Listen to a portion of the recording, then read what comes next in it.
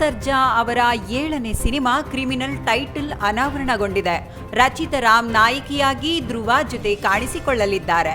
ಉತ್ತರ ಕರ್ನಾಟಕದ ಸೊಗಡಿನಲ್ಲಿ ಮೂಡಿ ಬರಲಿರುವ ಈ ಸಿನಿಮಾ ನೈಜ ಘಟನೆ ಆಧಾರಿತ ಅನ್ನೋದು ವಿಶೇಷ.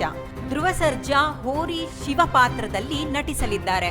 ಧ್ರುವ ಸರ್ಜಾ ಅವರು ವೃತ್ತಿ ಜೀವನ ನೋಡಿದಾಗ ಅವರು ಸಿನಿಮಾ ಆಯ್ಕೆಯಲ್ಲಿ ಸಖತ್ ಚೂಸಿ ಅನ್ನೋದು ಗೊತ್ತಾಗತ್ತೆ.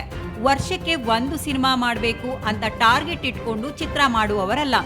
ಸಾಕಷ್ಟು ಸಮಯ ತೆಗೆದುಕೊಂಡು ಸಿನಿಮಾ ಮಾಡ್ತಾರೆ. ಅವರು ಕೊನೆಯದಾಗಿ ಕಾಣಿಸಿಕೊಂಡಿದ್ದು ಮಾರ್ಟಿನ್ ಸಿನಿಮಾದಲ್ಲಿ. ಈಗ ಅವರು ಹೊಸ ಸಿನಿಮಾದ ಟೈಟಲ್ ರಿವೀಲ್ ಆಗಿದೆ. ಕನ್ನಡ, ತೆಲುಗು, ತಮಿಳು, ಮಲಯಾಳಂ ಮತ್ತು ಹಿಂದಿ ಭಾಷೆಗಳಲ್ಲಿ ಪ್ಯಾನ್ ಇಂಡಿಯಾ ಮಟ್ಟದಲ್ಲಿ ಬಿಡುಗಡೆಯಾಗಲಿದೆ. ಈ ಹಿಂದೆ ಭರ್ಜರಿ ಸಿನಿಮಾದಲ್ಲಿ ಒಟ್ಟಿಗೆ ನಟಿಸಿದ ಧ್ರುವ ಸರ್ಜಾ ಮತ್ತು ರಚಿತಾ ರಾಮ್ ಸುಮಾರು 8 ವರ್ಷಗಳ ನಂತರ ಈ ಸಿನಿಮಾದಲ್ಲಿ ಮತ್ತೆ ಒಂದಾಗಿದ್ದಾರೆ. ಧ್ರುವ ಸರ್ಜಾ ಅವರು ಇದಲ್ಲದೆ ಪ್ರೇಮ್ ನಿರ್ದೇಶನದ ಕೇಡಿ ದಿ ಡೆವಿಲ್ ಎಂಬ ಮತ್ತೊಂದು ಪ್ಯಾನ್ ಇಂಡಿಯಾ ಸಿನಿಮಾದಲ್ಲಿಯೂ ನಟಿಸಲಿದ್ದಾರೆ.